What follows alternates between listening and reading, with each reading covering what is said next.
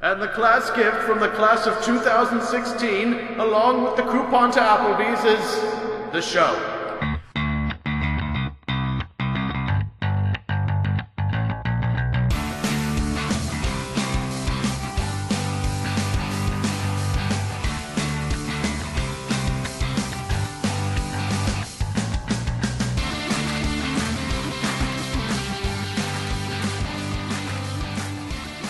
Welcome to Gentleman Dog Portrait, everybody. Joining me today is the pride of Emerson, recently graduated, Ricky Downs himself. Ricky, welcome to the show. Hello, Dean. Nice to be here. Thank you very much. Yeah. Yeah, good stuff. It's good of you to think that. Oh, It's really cute that you think that. All right, so yeah, recent grad. Here we are. yeah. It's I guess 5 days fresh. Oof. Yeah. Should we go into detail how we maybe know each other at all, or? Yeah, I guess a little bit of context here.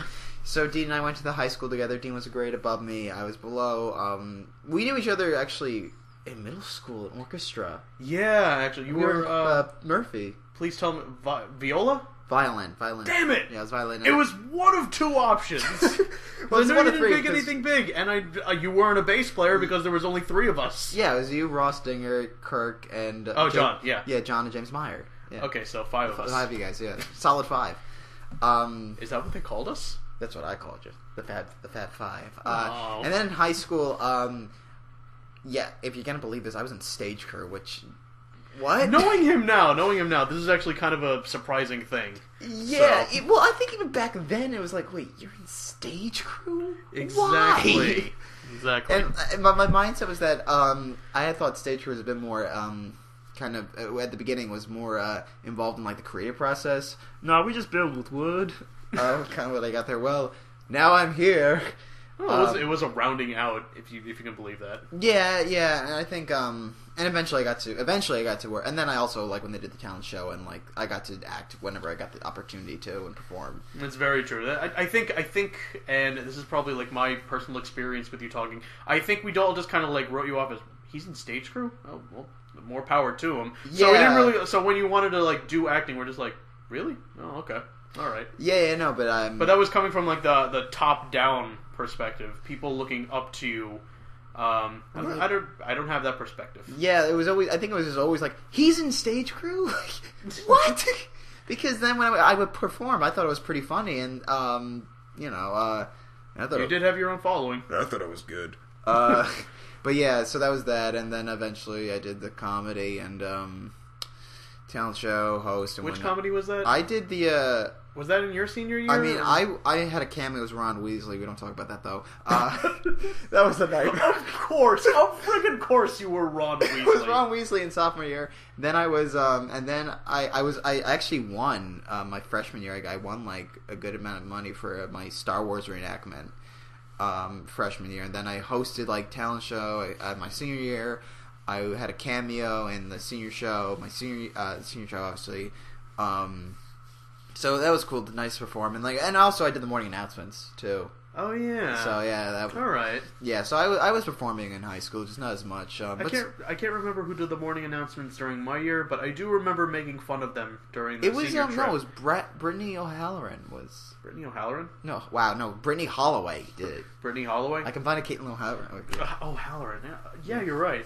Oh yeah, now it's coming back to me. I just I just remember it was during a time when there were so many people doing different things and trying to stand out that by the time I had to say something about it, it was ridiculous. It was dumb. Yeah, it was. Well, I remember it was obviously it was Rob and Anthony Sylvester. Yeah, that was them for like 2 years. Good amount. And then who was with Rob though?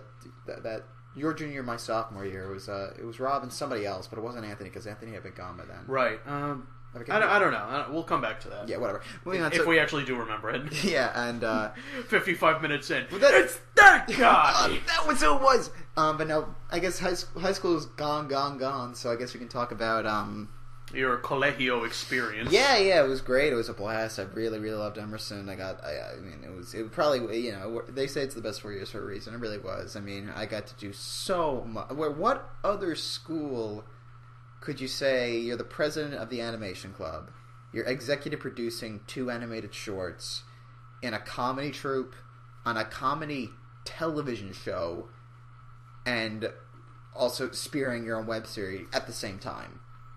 That was my senior... Yeah, Emerson. That was my senior year. It truly was an incredible experience. I mean, there's certainly faults with the school and the administration. I'm not going to say there aren't. I think we can talk about that later on, I guess, because I have a feeling we will be. Man, you read me right. Yeah, but, it really was a fantastic... the community was really great. And just the opportunities I had. And, I finally got to do stand-up. I had a one-man show. It was a lot of fun. I had so many great experiences. The one thing that's scary now is, well, what's next, I think, for a lot of people. See, this right now, this is like the bulk of my material going on right here, because this is the time of year where if you know anyone who is remotely 22 years old and you are connected to Facebook, odds are you have been subjected to the torrent that is the insightful Facebook statuses saying, I graduated and it was so amazing and what's next for me, and you have probably been subjected to 50 different ways of saying, this is a milestone in my life, be happy for me. Yeah, but I like Facebook likes, so like that's how I thrive. Like, if I'm racking up 40 or 30, it's like a good day for me. That is actually very true. If I get 20 likes on a status, I know I've hit gold. Yeah, 20. Once you hit like 20, for me, like that's like 20 likes could kind of become like that's the gold standard. Like, all right, good day, and then we're getting more. All right, keep it coming. You have just made good content, good sir. Yeah, exactly. If I get like 10, then it's like, all right, okay, well, I've all right pleased some status, people. but, I'm sure other people chuckled at it and then scrolled on, but some people went out of their way to click like. Yeah, exactly. But I wrote actually kind of something I thought was nice, and it was a quote from Night at the Museum 3. The Battle of the Smithsonian. Oh no, that was the second one. The Secret of the Tomb. Was that really it? That sounds like something. That sounds like a very bad ripoff of Indiana Jones. Well, the Ark of the Covenant, the Crystal Skull, the Secret of the Tomb. We did not go into that yet. Yeah, there actually is a great part where towards the end of the film. Was it Robin Williams? Yeah, it was. It was Robin Williams as Roosevelt, and I don't want to give too much away, but Ben Stiller is talking to Robin Williams at the end of the film, Teddy Roosevelt rather. And he says, I have no idea what I'm going to do tomorrow. And, in like typical Williams fashion, he just says with a smile, like, how exciting.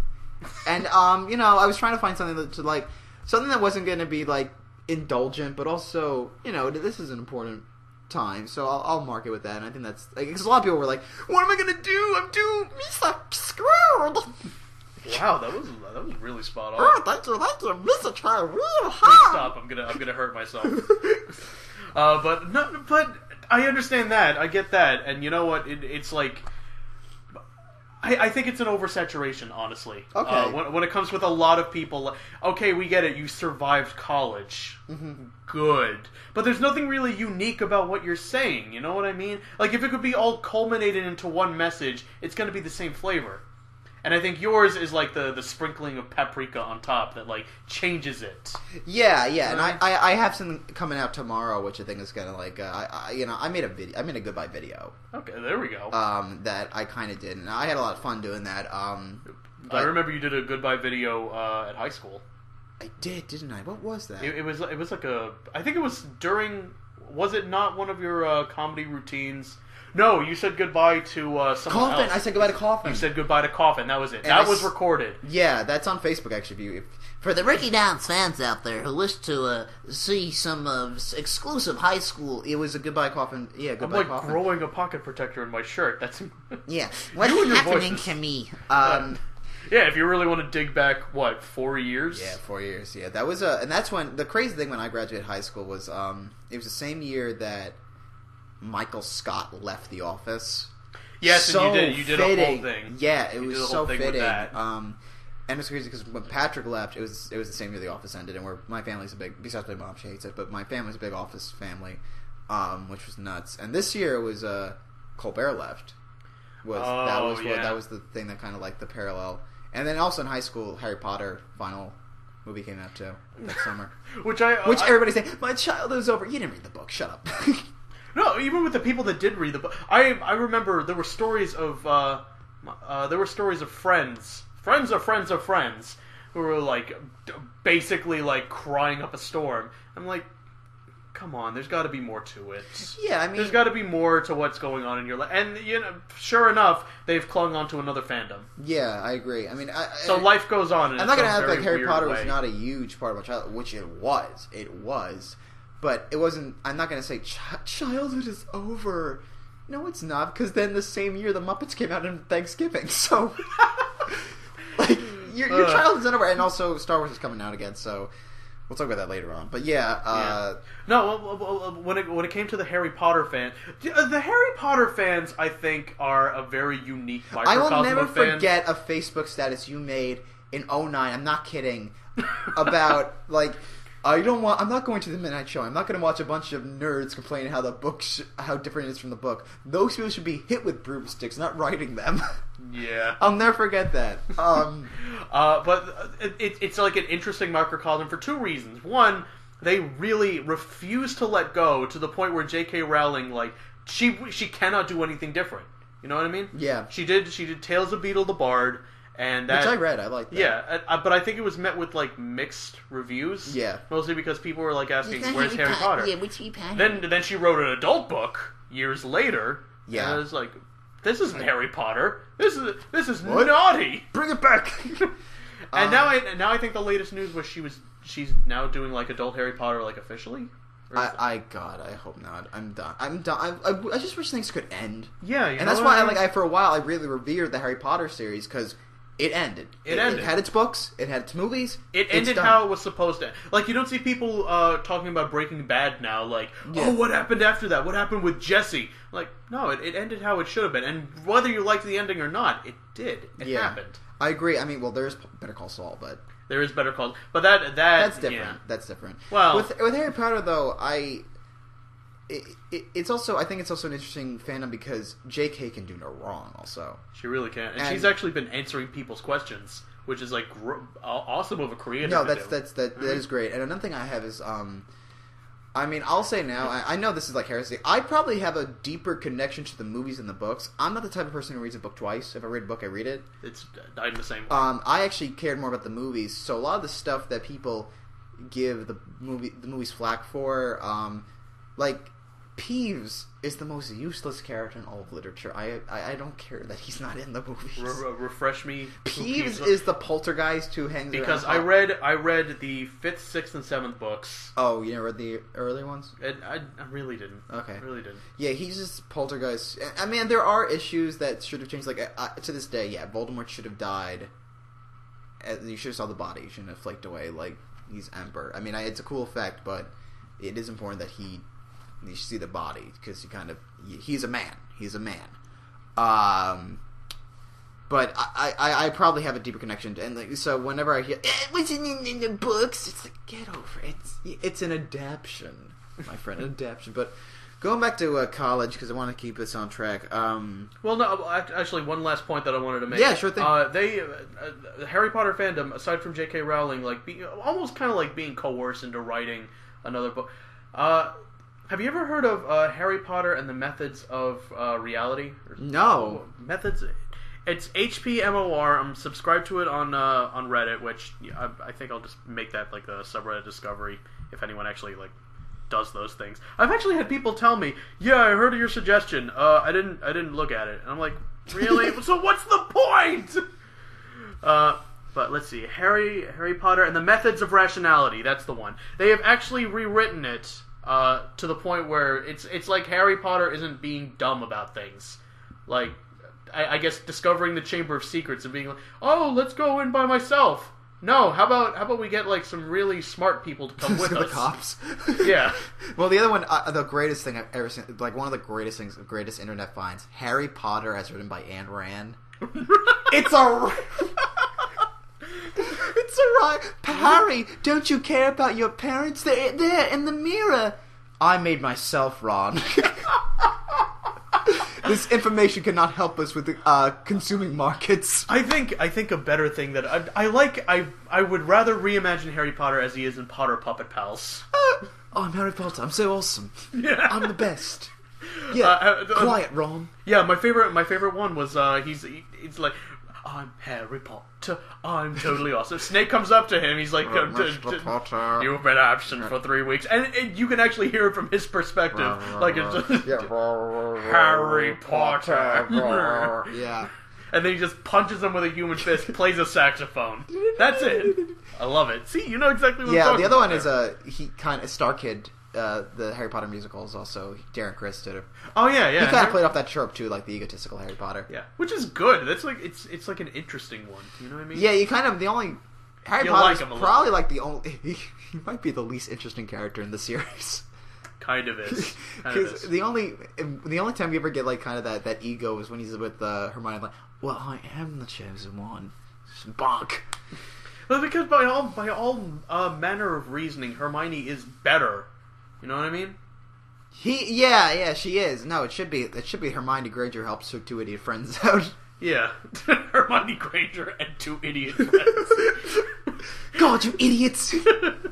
Hermione Granger drives the short bus. Yeah. So yeah, college. Let's jump back to that. Yeah, college. Wow, yeah. So I mean, big thing to talk about. The thing is, a conservative art school. You want to talk about that? Thank you very much.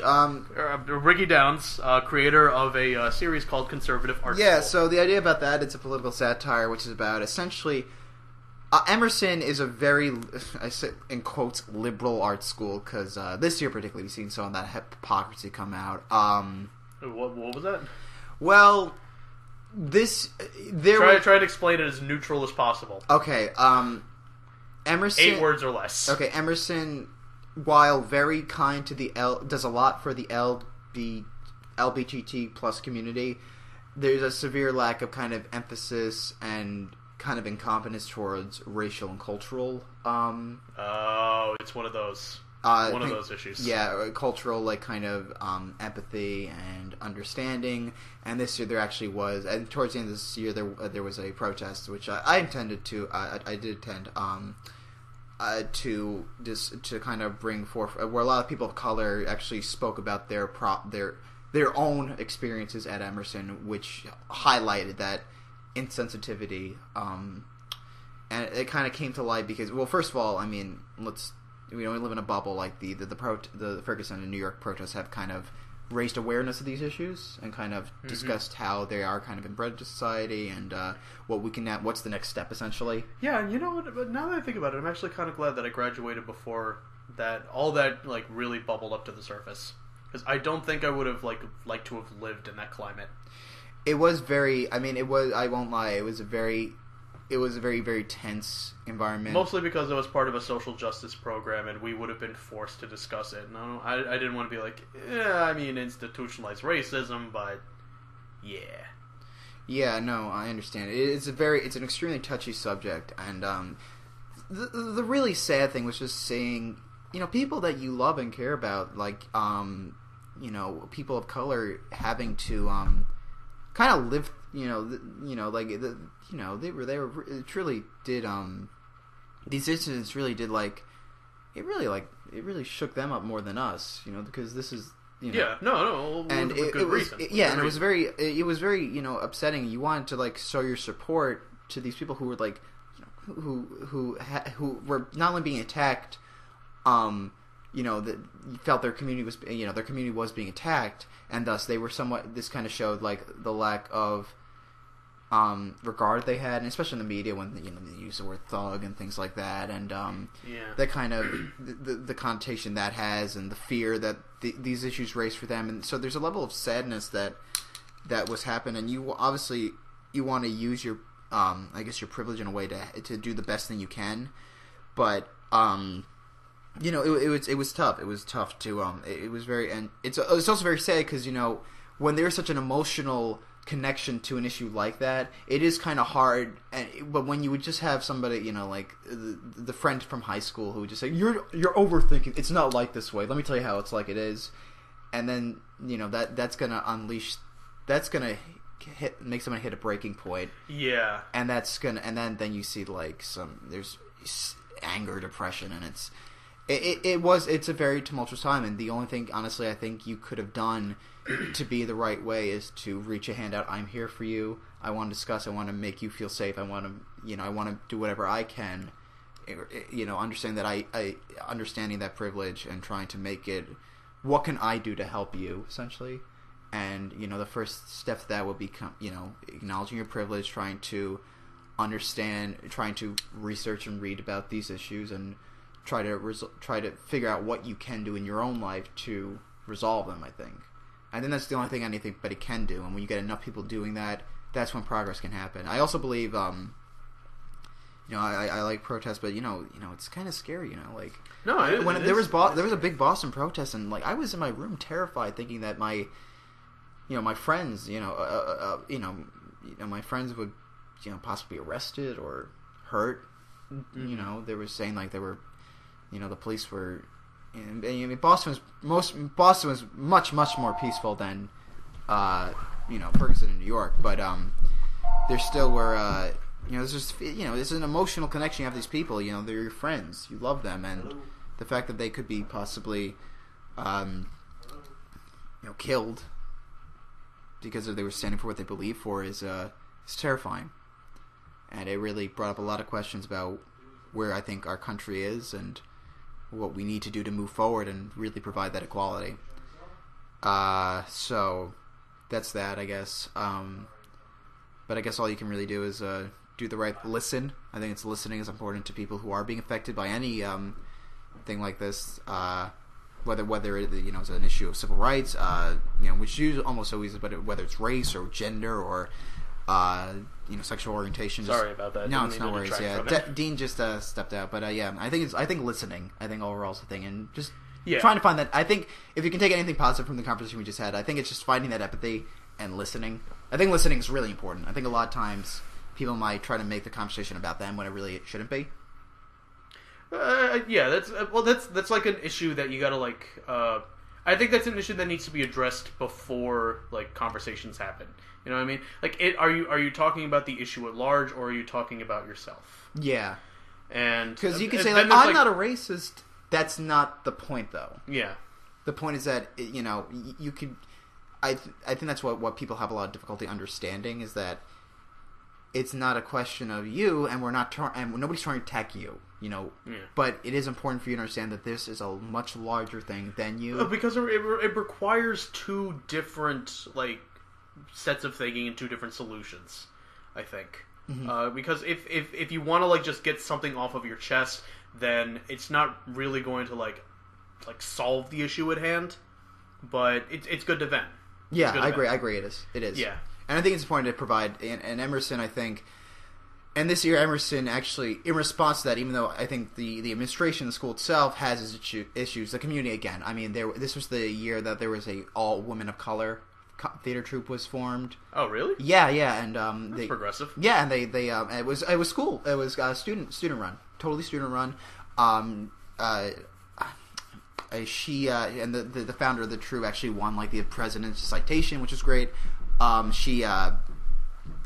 And we had, Ebony had one organization. The Ebony is the Black Interest and Rights program on campus. They won over the year for setting up the walkouts, the protests, and also just fostering a community where people can feel welcome, which I think is extremely important.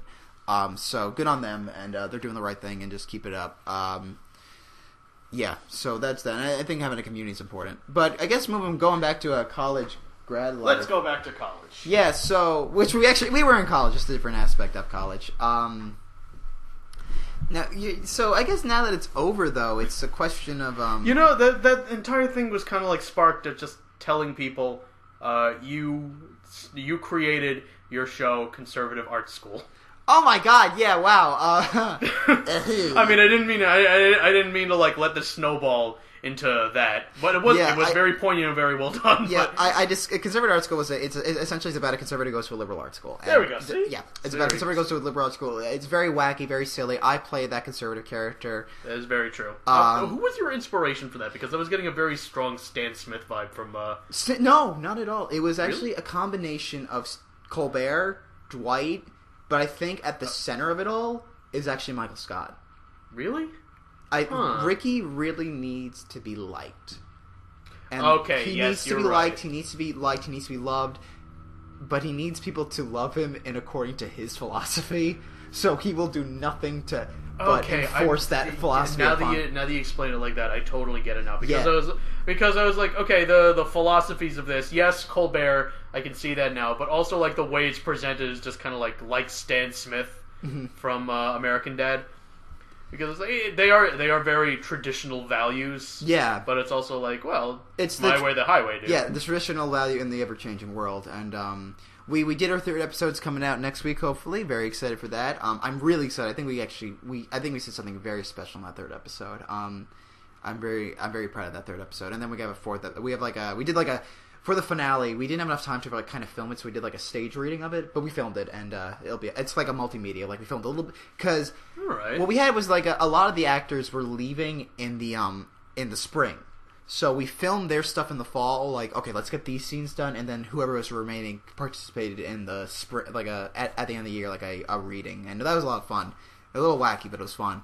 But Conservative Art School, that was one of my favorite things. I learned a lot about filmmaking. I learned about storytelling and character development. And were you like a head writer on that? Yeah. The way it worked was that I was kind of the showrunner. It was a small crew, which I kind of liked. It was like the same people every time. Yeah, it was only like a handful of you guys. Yeah. So what would happen was that for the pilot episode, I did everything. I directed, wrote, produced. I was like total filmmaker. I learned I'm not a big fan of directing actually. And I don't feel I'm actually technically there to like kind of tell people what to do with a camera or lights or sound. So I gave that over for the drug episode, which was the second one we did. The pilot was a two-parter, and I did both of those. Then we did the drug episode, and I gave that to Amos. Amos plays Blaine Perry, who's my kind of rival. He's like the big, tall, liberal guy.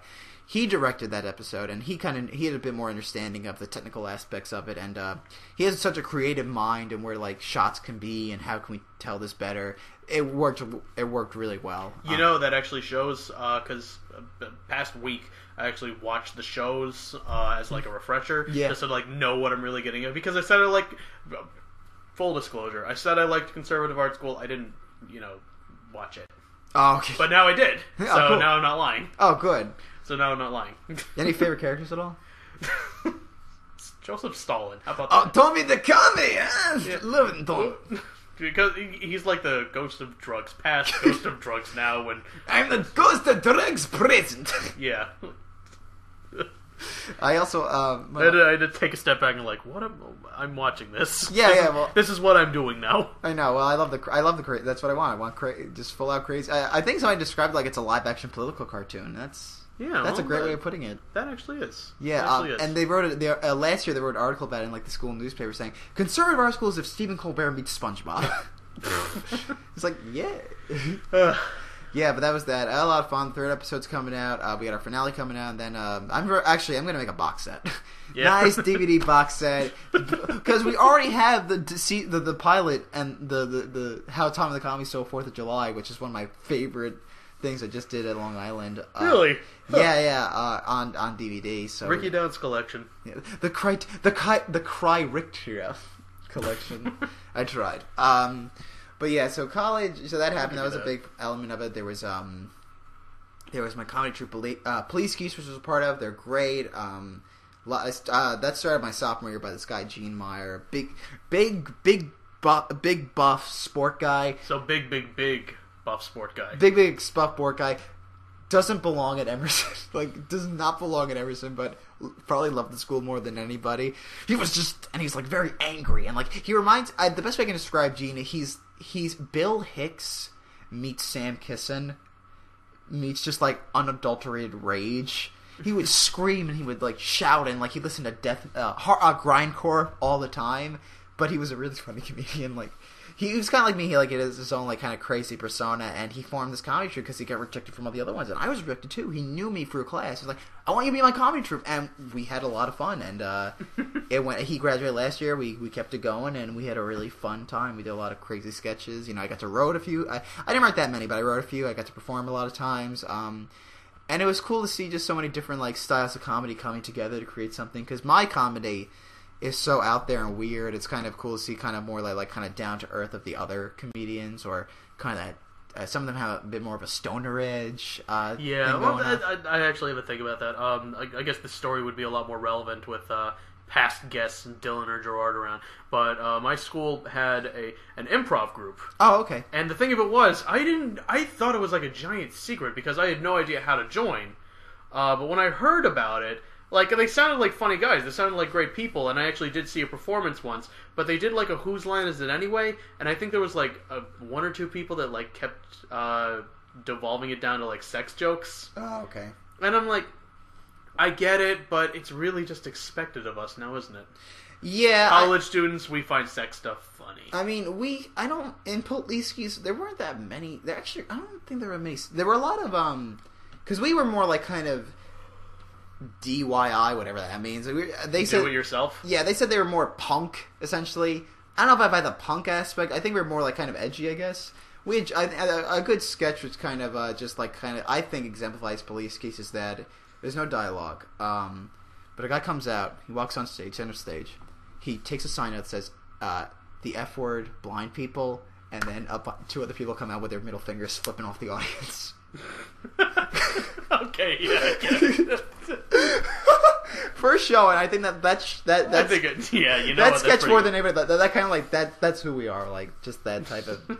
Yeah, we did that. That's actually kind of avant-garde now that I think about it. It is a bit because my stuff is. I mean, my comedy's my stand-up is weird. Like one time, I did my entire bit was just me singing Les Mis as the voice of the Muppets. Really? Yeah, and it went great. Huh. I did that once. I did one of my favorites. The last bit I ever did at Emerson, and it's probably one of my favorites. It was so I start off, and it seems like I'm going to do the Aristocats joke. Like, all right, an old man walks into a talent agency. He looks at the talent agent, and he says, "Have I got a bit for you?" An old man walks into a talent agency. Oh God! He looks at the talent agent, and he says, "Have I got a bit for you?" An old man walks into a talent agency. And it keeps going? Yeah, it keeps going? And it keeps going. And the crazy thing is, like, I'm not very good at improv, but there are times where, like, something will click. And there was a podium on, like, off stage, and I ran to it, and I did an MLK, because Selma just came out at the time. I did an MLK impression. An old man walked, and it killed, and then I just left. Like, I didn't even say it. I just walked off stage after that. It was really fun. It was a fun time. I was Elsa one time. I was drunk Elsa. This was I gotta hear. This was actually this year, and it was kind of it was talking about it came from like the now that the Frozen phenomenon had kind of ended. It's like, well, what is she doing now? So I came out in the dress, and like I had like a bottle of water. See, that's dedication, people. That's dedication. He's got the dress. I had the wig. I know you just skimmed over that. Yeah, I had the dress, I had the wig, and I come out with all the makeup smeared. Hey! You know how many YouTube covers there were of Let It Go this month? One. And then I do that. I think my favorite joke was that, like, so she's drunk, she's a mess, and there are a few, like, Disney references that, and they're like, she's like, hey, you know what? I've been sleeping with Mickey for the last few weeks. That's why they call this thing the House of Mouse. Oh my God. That and I think my best line. After like chugging my bottle of water, I say, absolute vodka on the rocks. I made the rocks. I did that one. Oh God. Yeah, so a lot of and that's cool because you get to experiment. And like I want to obviously I want to keep doing stand up. I'm a little worried to where to do it because I don't know if Long Island's the best place. A bunch of old people are gonna get them off the stage. Well, the thing of it is, I wouldn't even know where to start. I know. That's the thing. Because I know Theater 3. I don't even know when the hell that would be, but I think Theater 3 does something like that. Yeah, I would love to do. But I wouldn't even know where to start, like, to get in with that. Yeah. And there's like comedy clubs, and like no one goes to a comedy club unless they know the person that's doing it. So it's a very weird industry to get into. Yeah, it's tough. I mean, that's why I think that's why I'm very excited for New York, because New York is a train right away, but that's probably where most of the stuff's going to happen, and I guess I can talk about it now, is that yesterday I was Skyping with Debbie Derryberry, who's my voice acting coach. Yeah, I met her in, I met this person out in L.A. I met her in L.A. When I did a summer semester at Emerson, and they did the LA program. It was a great. The internship itself wasn't that great. They were alright people, but it just was not in my field. And Nickelodeon kind of screwed me over. I don't want to talk about that. But what I did was that I got an animation gig up. Really? Yeah. So yeah, that happened. So then, as I got out to LA, I had to send out the resume everywhere. They finally got picked up by an internship, but it was alright, you know. And I have a big beef with internships. I feel... You and me both, buddy. You and me both. Especially with the industry. Do you know what almost every single intern does? What? In Hollywood. And you know, Emerson kids can contest to this. Almost every single internship is coverage. And what coverage is that you read a script, you say if you should pass or fail. So wait, so people's... Your entire... So yeah, and writers... People's magnum opus is are in the hands of interns. Exactly. Wow. That's writers out there, take note. Yeah. Your entire life is in the hands of some dumb college kid, and if they had a bad sandwich that day, you're out. I mean, now with that said, I did get to read a few cool scripts. The new you might saw commercials for it. The new NWA movie. I read that script, which was really good. That was a good script. Yeah. I read Look at that, your impact on the world. Yeah, and only you and anyone who hears this will know. Yeah, I read a sci-fi movie channel script. Mm-hmm. I said pass. That was good. No, I said I didn't pass on it. I said go with it. Did you read a comedy on Ava Braun? No. Actually, bringing that up in my writing class, in my film comedy class, we had this thing where we would pitch. We would kind of our professor gave us an hour.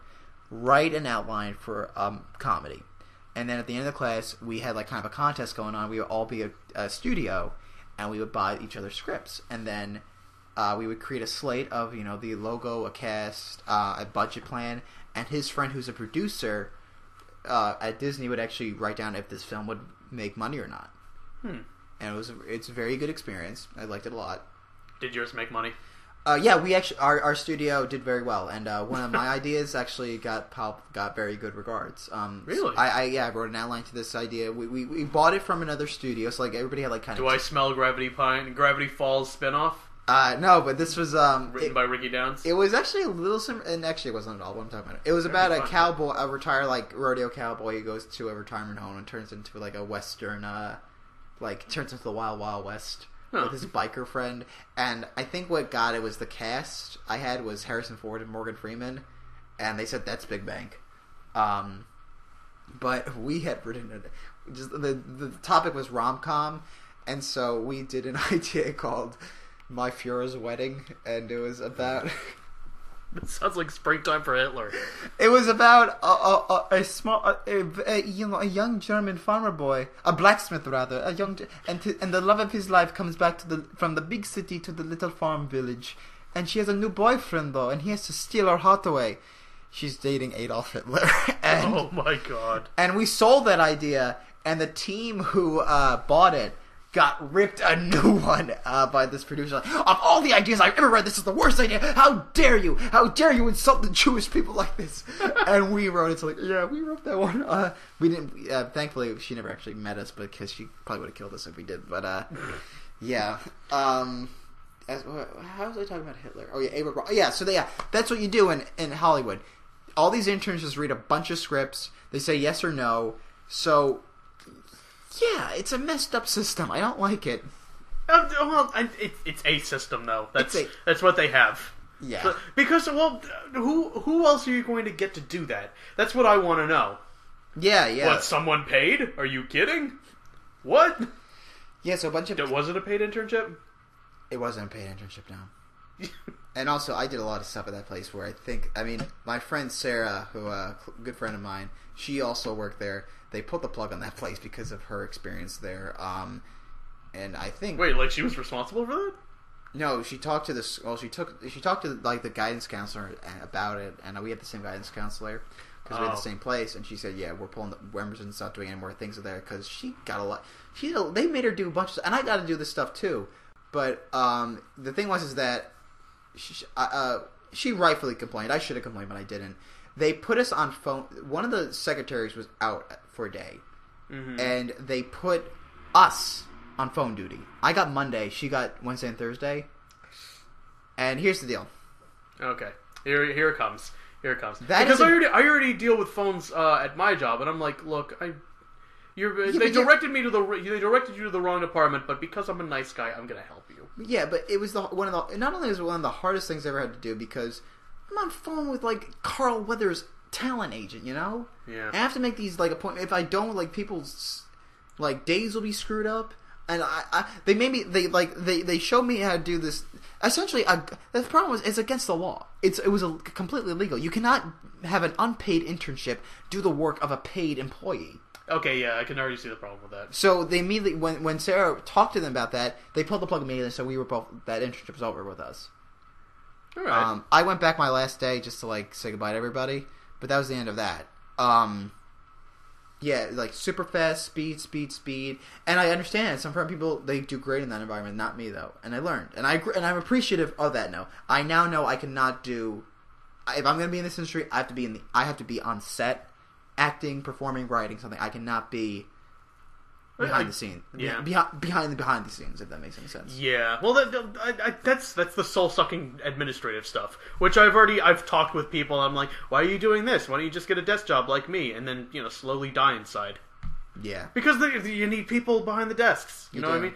That high stress job, like someone has to do it, and unfortunately that's the sixth secretary. I know, and I think I earned. I honestly, and I know, like. I'm not even defending them. I'm just. But no, I'll say I earned a lot of respect for them. Yeah. Because they have to do that, and they're the ones making. So they really are, kind of pulling the strings, and I appreciate that a lot, and especially the fact that they can do it. I can't do that. It's like when you get people who treat waiters and waitresses badly, and you're like, dude, just do what they do for like one shift. Exactly. Yeah. You'll get a whole new respect for them. Yeah, and I think that could be said for like every job, but. Then what are you going to feel indignant about? Because there are people who are just terrible at it. You know what I mean? Yeah. Right, I agree. But it really did give me a new... So even though it wasn't a great internship, it taught me what I can't do. Yeah. And it taught me... That's the whole point. And it gave me a new respect for the people who are doing that. And a new respect for them. If I didn't know that my butt could fold... And they were very understanding, too. They were very understanding. They knew it was my first day, and they got it. So I appreciate that. If I didn't know my butt could mold to a chair so well, I wouldn't volunteer for insurance and get paid for it. Gotcha. So I guess that's not volunteering. That's a job.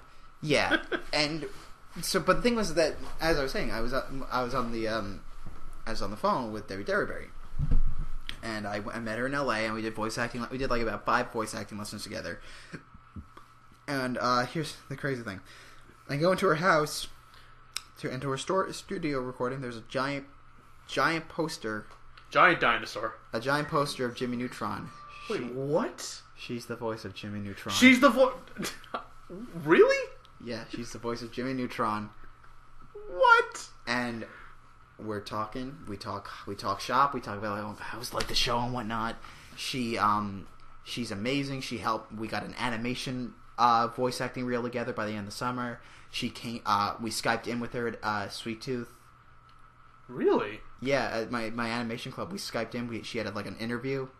It was amazing. It was, and I just talked to her yesterday, and I'm a little worried to talk to her because it's been a while since I've seen her. And I mean, we committed for email, but I'm like, I don't know if I should talk to her because I don't know what's gonna happen. I'm in New York. Everything's in LA. She gave me the contact information of all these agents out in New York. She gave me some book titles of like agencies and whatnot that'll take me up. We're already planning to do a commercial voice acting reel. What? Yeah. So in the next few weeks, we're gonna get that commercial reel together. I gotta get a mic like this and like kind of get everything set up. You gotta get a better mic than this. Yeah. That's why I was talking to you about the Yeti earlier today. Yeah. All right. So you got the Yeti going on. We're gonna set that up and. Get a commercial reel, and once that commercial reel is done, now that we have the animation done now, because we've had that done for a few months now, we'll put them together, put them on like voiceacting.com, which is a voice acting place. That's where is voiceacting.com a place? Is that like movies.com? What's there? Farm animals. Pigs. So we're gonna put that online. She's gonna help me find an agent. I'm in New York, and God, that's remarkable. Crap. Yeah, it was very scary because I think now I have like a plan for the next. Obviously, I got to find like a job where I can make money for all this because it does add up. It's a lot of money to get my mic and whatnot.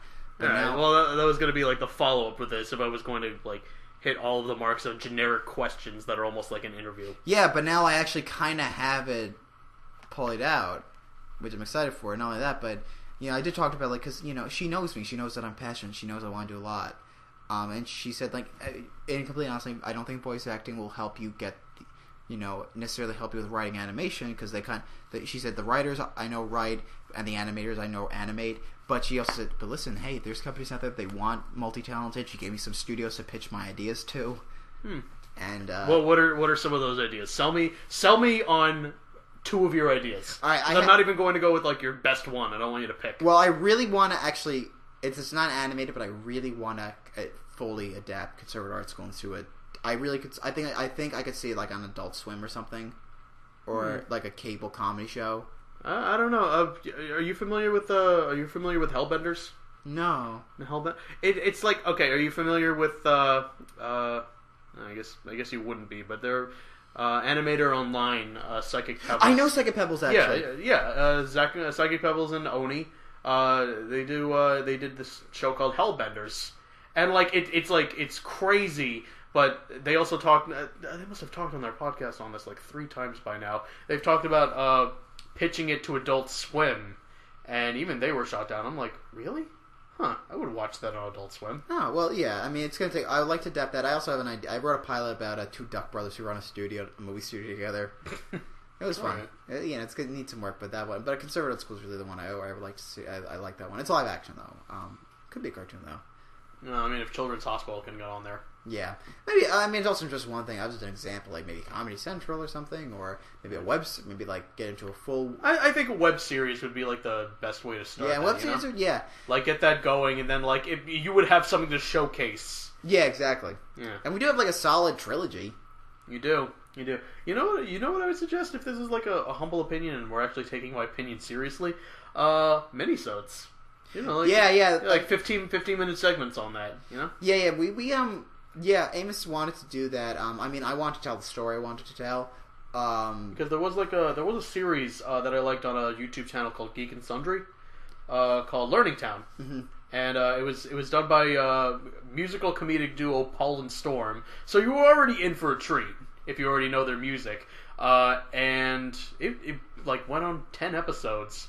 And it was entertaining. Seriously, I find myself humming the songs. Yeah, I mean that's what I want to do next. Now that I don't have Emerson anymore, but I like to do some like comedy sketches on YouTube and whatnot. Ooh, I'm editing my one-man show together to put that on YouTube, which is I'm gonna knock on wood. Hope that gets done soon. Probably will though. Well, best of luck with that. Yeah, but it's a while because there's a lot to do. I gotta like fix the sound up a little bit. I gotta dub a few things, but well, if there's anything that doing the show has taught me, it's that you learn something with it every time that you do a new project with it. You get a little better each time. Like starting off with this, I knew nothing about Audacity, and then now I'm like compressing and amplifying and like fine tuning audio. Yeah, I agree. Yeah, and I agree, and like that's why I think that's the one thing about Conservative Art School I will say, with the exception of the finale because that was a staged reading, so it's a little different. Every episode got, I personally think contextually and creatively, I think I've always kind of been strong as a writer, but aesthetically, it's always looked better and better. How are those laurels that you're resting on? Oh, fantastic! Yeah, that's that, and there's a bit of actually now it looks like there's a long-term plan, which is great. Oh, well, that's awesome, honestly. Yeah, my only experience with people like going into entertainment are anyone that I knew from my fiance's college, Wagner, and they're doing shows. So yeah, I'm glad that I know someone that was going into the voice acting industry. Yeah. So we'll see. That's awesome. Yeah, that and I think the next step for me, I think is, well, actually the next step is getting this reel done. I gotta get that done. But I would also love to move to New York City. Actually, find a place. You and me both, brother. Yeah, just because. Please. I have a feeling what's going to happen in the next few months is me probably going to be if if anything does go for the voice acting, knock on wood. We're knocking on wood now. If I feel I probably have to get up like at 6 a.m. every morning to get the train and get out to the places to audition and whatnot. But well, welcome to the terrible life that is the commuter. Yeah, exactly. Yeah, that is something I didn't really realize at Emerson. I did a lot at Emerson, but with that said, I lived on campus, and I didn't realize how my campus building when I went to St. John's was right there on Tribeca. Yeah. So I had the entire world at my fingertips. Exactly, and I think that's something. I do think that is something you kind of take for granted. Yeah, I definitely did. I definitely did take that for granted because I didn't realize how important that is. I take for granted living basically a few floors above where I could go to class. Yeah, exactly. There were days that I didn't even have to set foot outside. Yeah, you take that. You do take that for granted. And the thing of it is, I'm the kind of guy. I don't particularly like driving. I hate driving. I can't drive. That's another thing I gotta do. Okay. Yeah, all right. I gotta drive. Yeah. Well, because typically with the show, a little behind the scenes knowledge for you guys. I drive to the train station and take the train to Mineola, where it would be a lot more intuitive to just drive to Mineola. Just skip out one step entirely. Yeah, because you and your friend, right? Yeah. I go over to Mike's. So, this weekend was a relief because I didn't even have to drive anywhere too far. I mean, the farthest that I went was to pick up a new microphone. Yeah. Which I do have to toy around with so I can get 2 working at once. I want 2! Yeah, we were... I feel so terrible that I had Ricky Downs just sitting here while I tried to figure out how to get 2 microphones working. No. And we just didn't. No, it's alright. No worries, though. We had, yeah, so that's the plan, I guess, work on that. It's also, if you will, actually, Dean, I mean, if you don't mind, I could extend your show. I finished my feature film. Would you mind maybe, doing Plugging it? What? Plugging it? No, not plugging, because it's a feature, it's a script. Oh, Would you mind maybe participating in a reading of it one time or another? Yeah, definitely. Well, I remember, I'm hesitant to agree to it because I remember what happened last time, which was nothing. I think you wanted to an Australian accent or something for a kangaroo or something. Yeah, that was a while ago. That sticks out to me. That didn't happen. Yeah, that was a long time ago, but that never got done. This is a script. This is just I just want to read it. Yeah. Well, yeah. No, I would be more than happy to. I'd be more than happy. At least I'd be doing something different. You know what I mean? Yeah, exactly. Yeah. Yeah. Hey. All right. Okay. Now we're doing sound bites. Yeah. Oh, download thank the you for ringtone below. not having any sound bites. Hi, Gene. It's nice to be here. I just got back. I would not be able to live with myself. Although, if you wanted anything censored on the show, odds are I would find some duck clips. Well, I did that once, actually, on a previous episode. A friend of mine wanted a location or a name bleeped out, and I just put in a party horn. Yeah, back when Yeah, oh Lord. I giggled so much.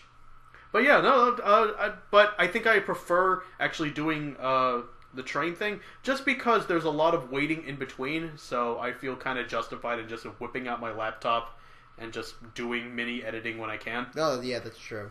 Because otherwise I just get home and I'm just going to do it anyway. So gotcha. I also feel like Long Island isn't a great place for young people.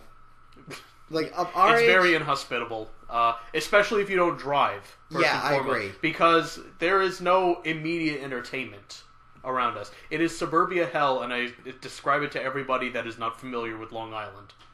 Yeah, because I was talking to a friend of mine in Emerson. He lives in Long Island, and he too said it's a bad place for young people, especially if you can't drive. Mm-hmm. See, there's that whole mindset right there. We're already linked. But I think with young people especially, I'm not even going to get into how you can't afford an apartment unless you're making a ludicrous amount of money. Oh, in New York? Yeah. Yeah. Boston's different, though. Boston, you could do $500,000. That's the thing about Boston. Wait, seriously? Oh, yeah. Boston, Damn it all. Boston is cheap. Boston is very cheap. Damn That's it why, all. I mean, Boston, we gotta understand, Boston is a collegial town. It's run by college people. Damn it. So they, I don't know. I gotta find out if, thanks to a company buying out ours and calling it a merger, I should find out if we have an office there. Maybe I can work there in Boston and, live on my own. Yeah. Or fiance. Do that. Yeah, Boston is a very good place for young people. So because I don't even know how much an apartment costs. I'm not even going to look. I'm living at home just because I want to save up for a wedding. Why am I doing that again? I don't know. Yeah, but Boston was a very good place for young people. Long Island, not so much. But we make do what we got, you know. Isn't it like... I'm pretty sure it's like the most expensive place to live in the country. Boston? No, not Boston. Oh, Long Island, yes. Long Island. Nassau and Suffolk County. They are too... Yes, absolutely. They're so expensive. And not only that, but I remember, like, even as a young kid, knowing that lower income here is much different than other places. It's very true. You know, we might, you know, being lower middle class in Long Island is probably being, I mean, just money-wise, maybe not the house you have, maybe not the food you eat, but the actual money. Yeah, the total cost of the everything. total cost is probably more middle or upper class in other areas of the country. It's very true. There's such a disparity just when you leave the tri-county area. Yeah. You know what I mean? Just when you leave that, you'll notice, like, oh, wow, everything's manageable. Exactly. Yeah, you know what? I mean, like, people are like, oh, I would never leave Long Island. Like, why not? It doesn't want you here.